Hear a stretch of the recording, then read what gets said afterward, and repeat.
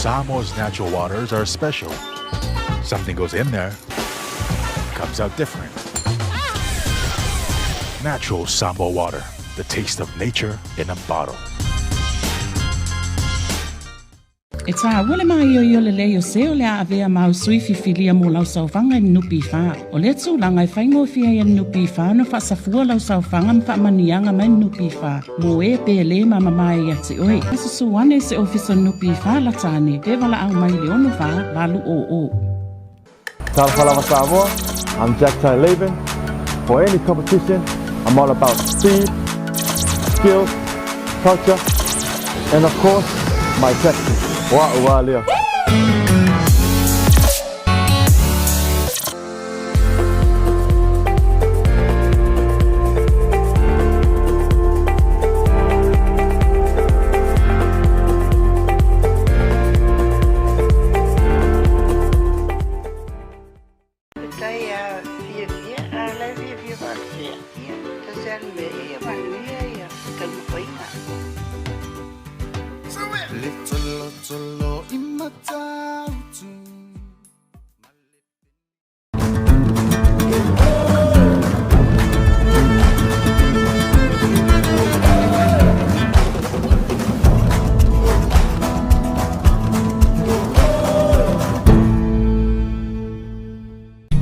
Siwa e au wala i se te ngā tupe mo le lumanai manuia. E mole puipuinga tau tupe o lau soifua, mai mawhai o na tauna no atu, mo so se mafua anga i te whina ngalo iai.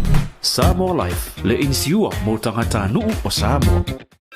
We're here to give the opportunity to people for full-time work in New Zealand as a skilled worker, so trades, carpenter, mechanic, or anyone who's successful with the quota.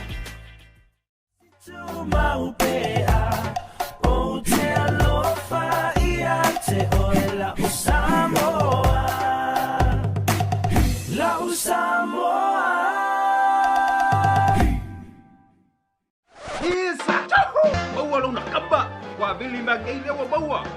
Kopi manguele kapungia. Kopere rope maua ngai. A few mai nei loa le Federal Pacific Finance no so mana o ngā tau tupe ba serving Samoa's finance. O le skutas leo tau sanga. Taro na Faamanatu ina. E mtanga benga Leoleo. So I fuo i lantou. Ko whailangi i fōlanga. Na ngā tue o ni ali i Leoleo tono Samoa. Wala watu ai ma lau sunga i le whapengaina. Mo le sauringa lotu le asa. Lau sunga i whapengaina.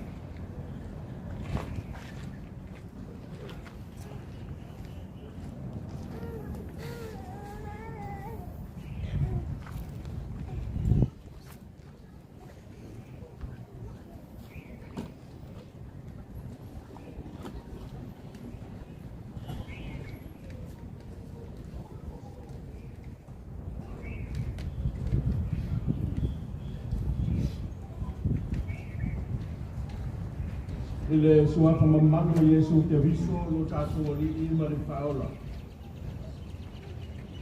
O ia le atua o lo whawai ai Samoa. Lo na suafa o te whawhedoa I whatarofa atuai pa ia mawalunga o se saunei o tātou aso. Ia whaare malo,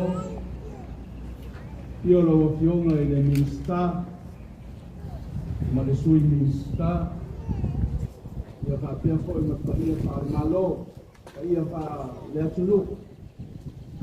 Tupu matamari I whailaunga, ia lava lea wa pule matumua inga taima le wao fōnti. Mano leo walauria, o te au maia fōi ia le whamanuia a le laulau al Fontele o le kalesia wa waputonga ke siana Samoa. Ionga te whono ma le laulau. Wa pēr komiti a lautoina. Ma le manu le kalesia I whakasa. Mo le nei wha moe tāua. Greetings in the name of Jesus Christ our Lord. I also bring you greetings from the Congregation of Christian Church Samoa, the chairman and the elders committee and the church as a whole. I bring with me the blessings on this very important and special occasion. I regret that our service this morning will be mostly in Samoan. This is the only holy language that God understands best. Ora tātou tāpua i lea tua. I outou manatua outou tā. I outou wha o a oi lo lātou whātua tua. I a mākau whau i lei unga o a lātou a mio. I outou usi tai o outou tai ma outou ngā wai ai. Wa o Leoleo i lātou mo outou ngāngu. Kātou ka tālo mo le ngānga pa ia. Le atua tolu tasi pa ia le tamane ango ma le ngānga sā. O e si la fia ma e whaafafonga mai o mātou whaamoe moe le nei tai au. Ma e whaifua le nei tāpua inga. E whaifua mātou fuafuanga. Te au noa ma le whaatasi mai le maise o le whaamanuia mai o la ua whio. Mātou wala au, le ringi wholo wa ngānga pa ia. Ina i mawhaia mātou whaia mea uma.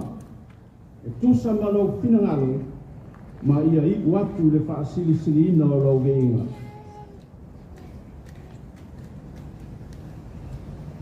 O le whaitawina o le uspaia,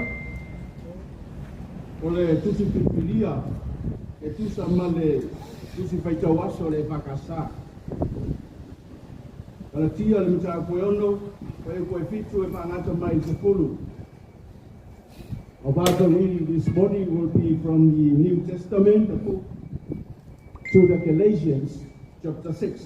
And I will read verses 7 to verses 10 in the Samoan language. Ka ponga mai la piong pa ia le atua.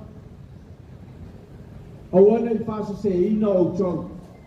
E le ulangia le atua. Awa o le mea e lu ina i le tangata o le mea la balea e se le sele ina mai ai e ia. Se e lulu I la le tino e se le sele mai ai e ia le tino le mea e pala.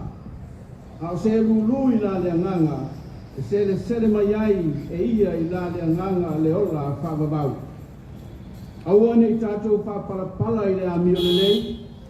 Wa o na poe te tawai I tātou te sele mai ai te a whai tātou te le whavai vai. O le nei, e tātou wale lei.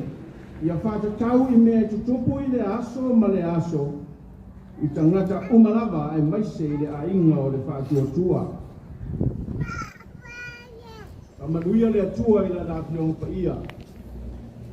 Ia te ia le vi inga e whakavau. Suafa le atua le tamale alo ma le ngāna sā. Ia sina upu e whātatau mo le ne yaso.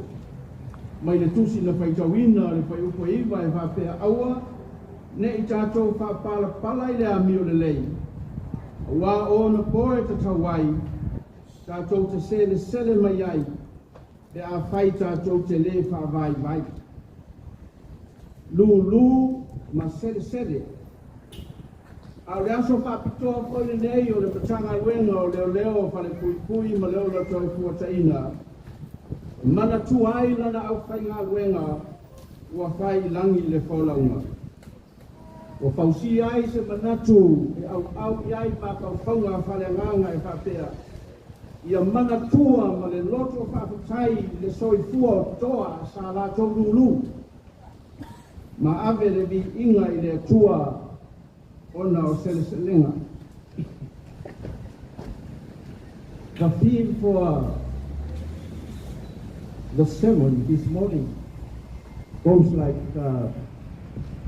sowing and reaping. This is the theme for the whole week. But I have chosen for this special occasion a theme that reads like, let us remember with thanksgiving the services of those who have passed on, and give glory to God for His many blessings that we have reaped. E pei e lua ni tu o le tupe siliva o loo totono o matalalanga le nei o le lulu ma sele sele. I le tasi tu o tātou o tangata na whaia i pōringa o le atua ngalue. Ina ia amdea i tātou ma tangata e fia e lulu. Ia toa anga e ngā lulue. Ia opo atu e au auna, kautua, ati nae, sa ini maro. Aua le ola pa ie. Aua le ola pa sama noa. Aua le pa tantali mo mea maua fua. Aua le pa moe awala file mu. Ma le ola, whaiko fie, mea tauko fie ola ai. Le ai. O tātou, o tangata na whaia, ia ola finau. Ola tawibu. Faamalo los. Ia lulu foi le me ngatai le malos. O le a se ata mai se anga vaa o foa i mai le tua. Tu o mai ai. Ia tau tua i le matavela o pito maua lunga e au sia ngata. Ia au auna ma le whamaoni, ma le alofa, ma le usu stai. Ia tangi ai fo linga o le atua na whai ai oe ma o le atua na lue. O tu ai ngā tangata ia na whina ngalo ai le atua molo na no. Ai le loko le mele na whiri ai le atua Israel. Ina wa ai i le loto le tangata leo Abraham. Whiri loa. Ina ia lato whatoa ina no lato tofi. Pai mai e tafe ai le susu marimeli. Alo whanua Palestina. O ele ngā oa, e maunga, e lau toafa. Ma o le whi au lea ma le lui. Se i longa matua tū iai le loto ato toa. Ma le marosi le ola whaalango lango i le atua. Se i longa matua ta tafe mai lo i mata maringi. Ta tafe mai le afu sina. Mi tafe totoi, le ola au ona whatoa maua tonua lea le susu. Me tofo i le sua malie whaameli o whaamarianga le atua. Lea whai mai lato pese. O e lulu seito malo i mata. O le walu atu matangi whano. O lo ave seito e lulu e foki mai lava ia ma le alanga pia. Ia lulu foi na whatu e fua mai i fua lelei. Le saito a mio papa ia ina le tautua pa maoni o filifilinga fa ia mio tonu. Aua le lulu ina le titania. A mio pio le tautua pa o painga fati a kono. Aua e fiu la vai lafi i fa folinga tutusa ma le saito. E maua lava i le aso e te tauai. E sei ese ma so solo ina i le afi e pei o le fata oko. Aua nei tātou whāparapala i le amio le lei. Wa o na poe te tauai. Tātou te sele mai ai. Ka whai tātou te le whaavai. Le ngata lai le tūlanga o le lulu. A alo mamanu ina i fōi i tūlanga o le selenga. O le atua alofa whamaoni i lana tangata whainga ruenga. E iai le tauri, e iai le selenga mo so se lulunga. O le alofa o le tua na te saa whaaua i po ai ana whaamarianga sau tuaras. Lungo le au auna i tau tua mga lue i whamaoni. O e na iai taleni e lima ma le lua. Toi sanga whaapopo ma whaateleina. E pule me tele e uru whale le fia o la wari.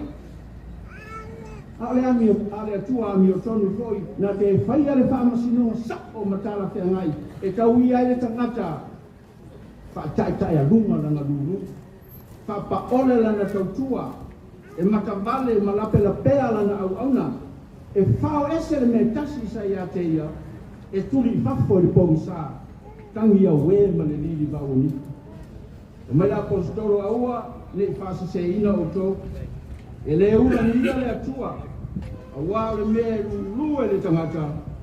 O le mea lava lea na te sele ina mai ai. Le uso pele ona o Yesu o tātou poto mai le nei tae au.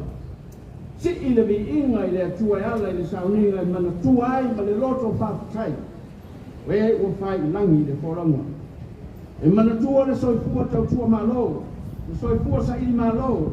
E ta mali i ma whai launga o whale tua matausi a li ma ta maitai. Sa tau tua ile tua.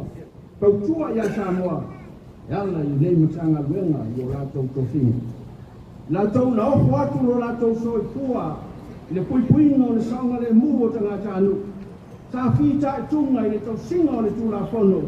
Ia whatau nungu le ami o tonu. O le soifua po lea le Leoleo o tātou tangata. Ai mese lava i lātou na tangata valeina i le whati longa o lātou tiute e wha Leoleo. Wa uma la lātou rurunga. O lātou sele fo i whamanianga i te tau ai. Au we ua bāli liu toa. E mana tua pule. Ia whai babi inga o le tua. O le mata aupa su tasi o tusile la wepe. E tau o le maota o toa. O le whatu o tua. Le whole of faith in the Bible. Tusile o e pepe. Lo iai le lisi umi langa o toa o le malo i Sarae. Akata mai apere amo sa ako ia kopo pasola mai ai. E whapea fo i matoa o le tala le lei le whenai mo kou. Le fatu a fatuino le kalisia e Paulo Setema mais la tonga mo i marai le asaina o le mapirifili o le malo le tua ona o la to fatu tua ia ese mai e poi le tusi o le ola la voi tusi ai o la to suafa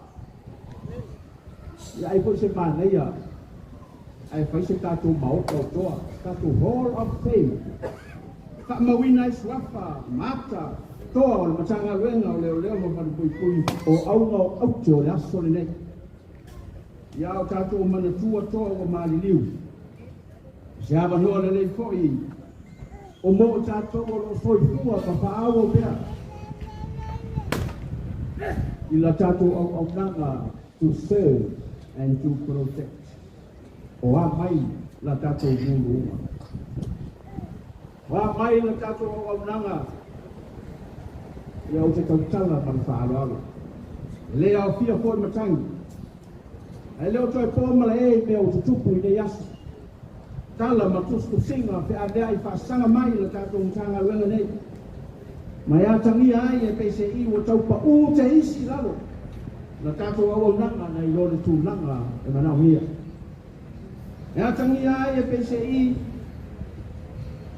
o whai tia. Le whātua tua ina e le atonuku o la tātou teita inga ma le tātou tautua. Mō le saunga le mū ma le malu pui puia o tāta. Ui lea, e le aise a whaina. Wai le whaase ina e manatu o tangata, le sila whangati e le atua i le moni e le ai. Ui a koe e whaia le whamasino o tonu. Mai e siu, amu ia o tonu, pe a lato o upuranga, ma lato o tua ina petera o tonu. Ia a le leo fa perfecta foi ma le tau longo fa apostolo ma se fau o se fa famu le lei foi lea ina yo toi ti matai la tato upenga toi liu ma fe tu nai muniao i le fati nongo tato tiute awai tele le alofa le tua e ala le maliu ma le toi tuo ke viso na te fa mangalo ai e a kai salamo fa mau fa mai se le tua ai inga mai se le malo ona o tātou mātanga mai tele mai sa au auna manuia le aso Faamanatu mango le malo lua afe lo tolu ma ie le tua le vi inga i whamavau amene o le a tātou tālo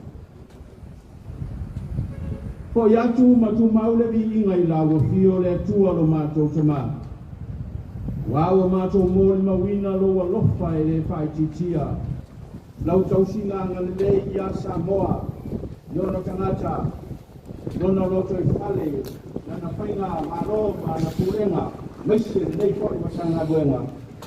Whawhatai o mātou au via manuia lelei whamoe le aso tāua. Mātou te sanga vi ia e pēa lo suafa o no so kua i la tau.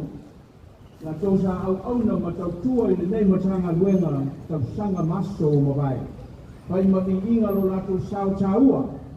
Mātou whakatai le ni ie, ia o whapea lava na e tofi mai lea au ngā tūpulanga ma lea au ngā tūpulanga i la tau e whai au te au whai alo whina ngalo e ala i le tausinga o le saunga le mū ma le tausinga o tūla whono i te tonu o seo mātou atunu whaapikai le tua whaapikai o lo manuia lau au auna le minsta ma le sui minsta i e whapea fo i le whaalimene atoa sa moa hana na whainga malo i e whaapikai o lo manuia fo i lau fionga i le komisina ma ona sui ma ona lango le au mautofu i ona tūlanga whaalupe o lātou au nanga o whaia pēra lapa pēra o wale ki le mū ma le solonga le nei o lo atunu mātou whaapikai lau taka inga o la mātou mananga e vaise le manuia o Samoa ma i mala ma pua ngā mātou i dini ma whaapikai au ngā no whai tele ma au whaamamianga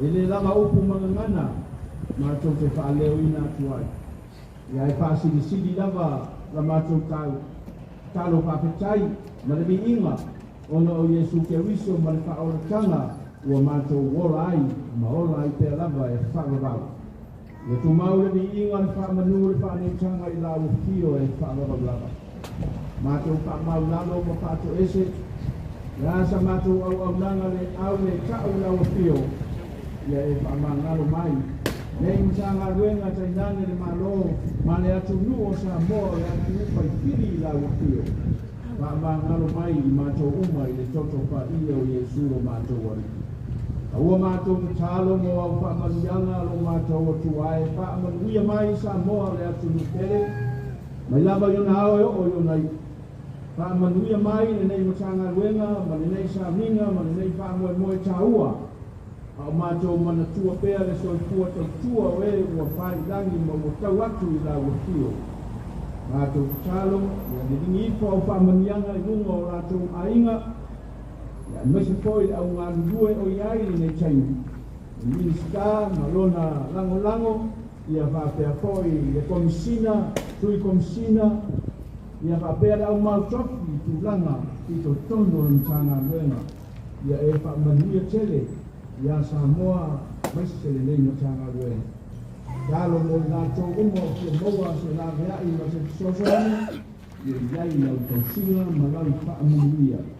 Manuia le nei aso, o kona umo po kalame, e maru o awina i tau nuo ma manuia, e iai ulava le nei aso i po, so i le di inga i la wapio. Konia kama whanaua le atu nuo sa i malo, ampasa e ala i tā longa ma sosene, tautua le iai le waloka ma o wanga o la mātou te tālo lea patasi ma le telo te tālo lino i o mātou loto whaia iai lo whina ngalo lo suapa Yesu lo mātou whaola Amen.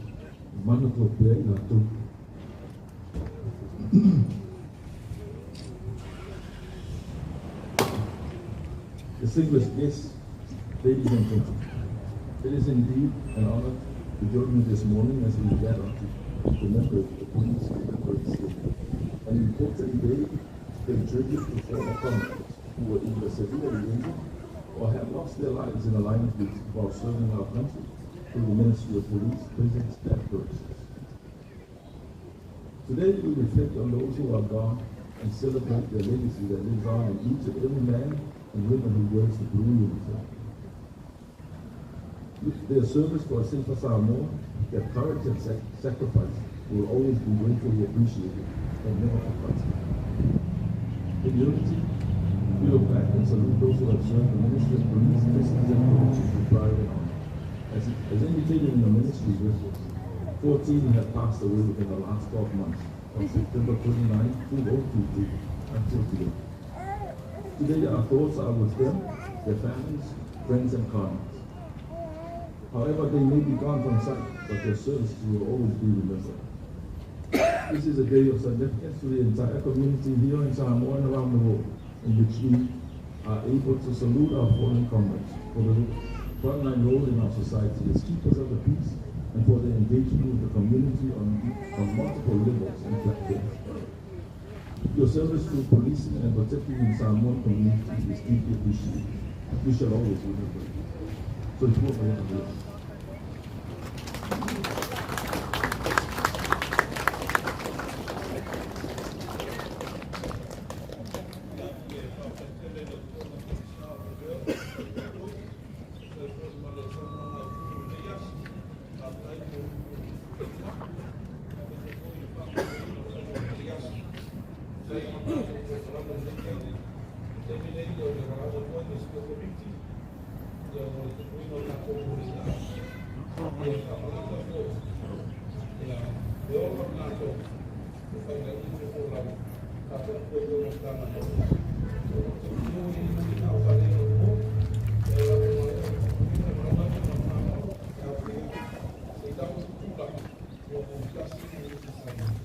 May I now all we abstain for 1 minute silence.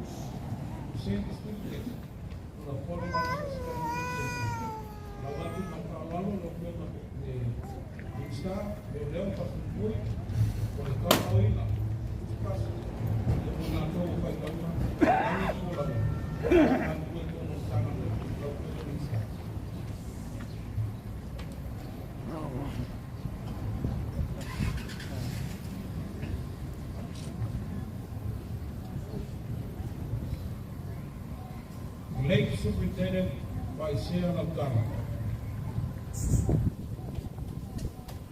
By Sarah Abdallah,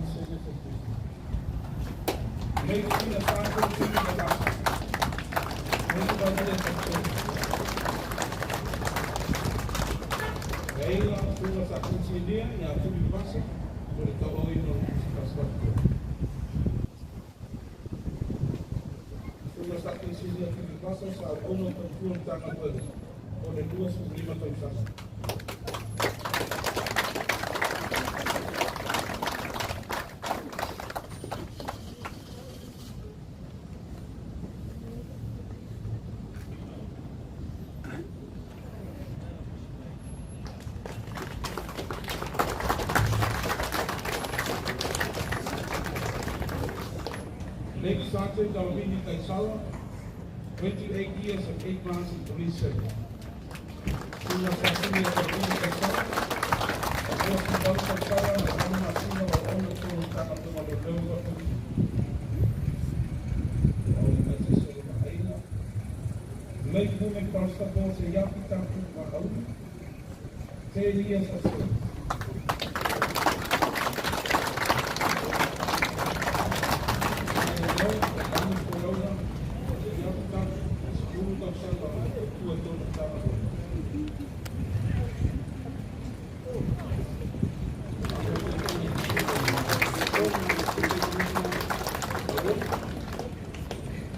Lake Constable Jeronimo Pestar Puyol, 6 years of service.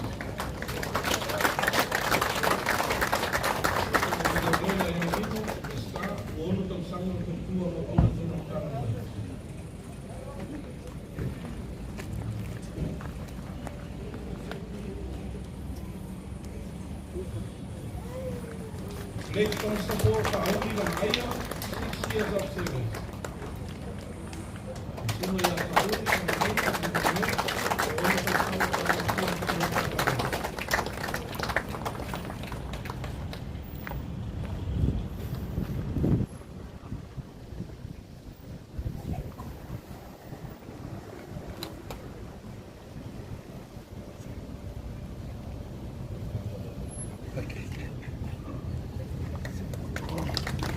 Late Constable Leoleo, 3 years and 7 months in police service.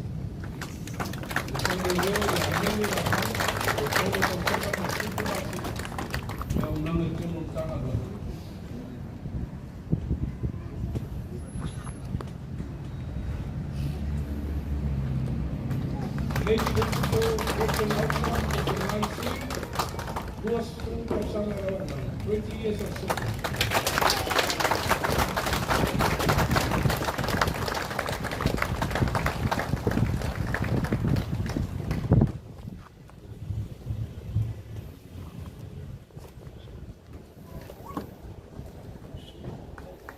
Late Constable Leoleo,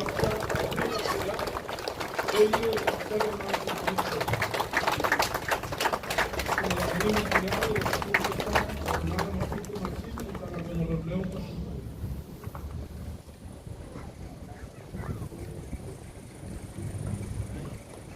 Late Constable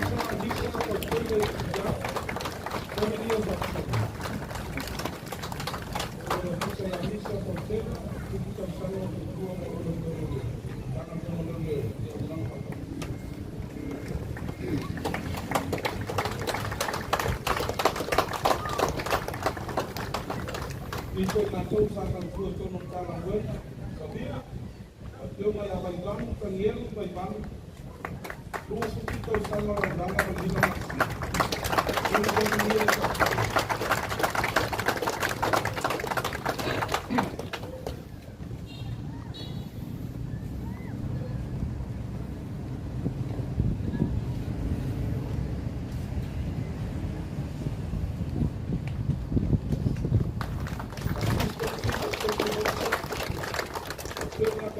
Leoleo, 2 years of service.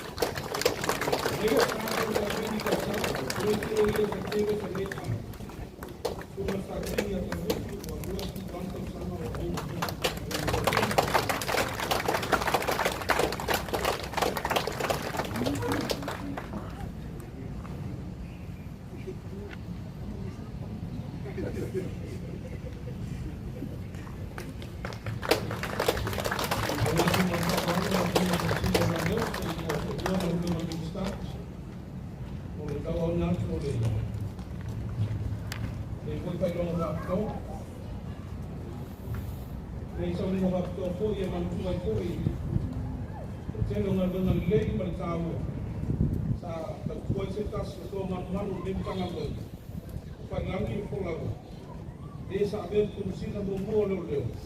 At yung maya, nilo mayamos kong sayon.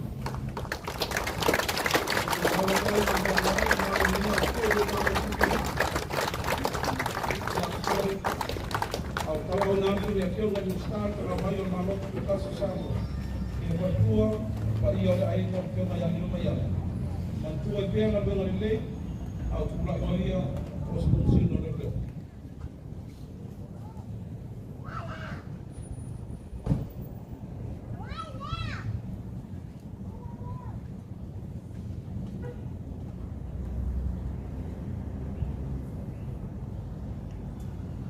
Yo no ya no mai ia ko ka ia.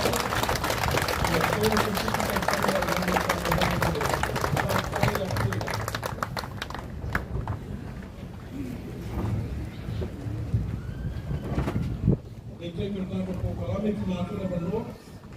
on the case of October, so near Atlanta Quality, the police banner will see himself as equivalent to all of the foreign officers.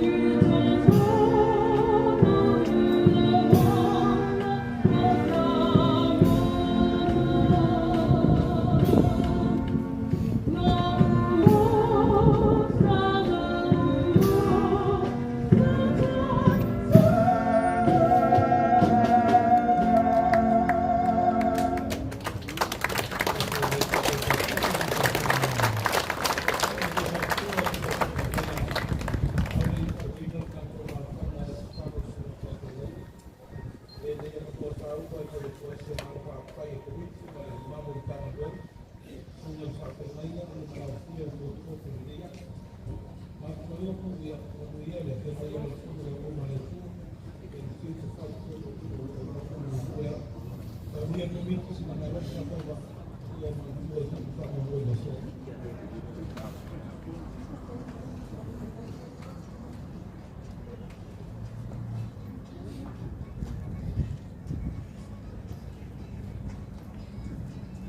Now, feel like if it's down the middle of the pool, try to find a little bit of the gas, which is not a part of the bar, down the road at the same gas. We'll see on the road to some fire, so I'll try to the fire. Now, feel like acid, change pickup, I'll try to how to go to the fire. We have a film of the fire, I'll try to the fire. Yo me consigo por muy para la posición, los negros de los cuales ya me lo pasáis por el país.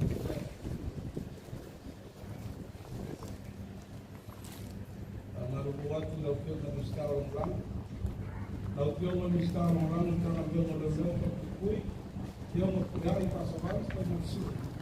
Yo me lo que para le para lo que sai me lo voy a pegar, lo buat se cada día que so yo lo quise ver la palota para el sur de Yaso, la moría tu batalla, no voy a poner su sí.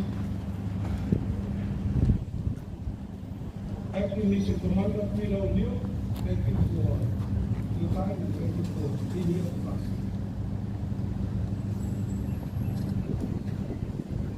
Australian Defence Force is a terror winner.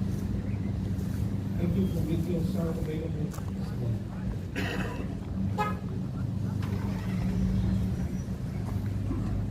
Your APTC, tayo na naman.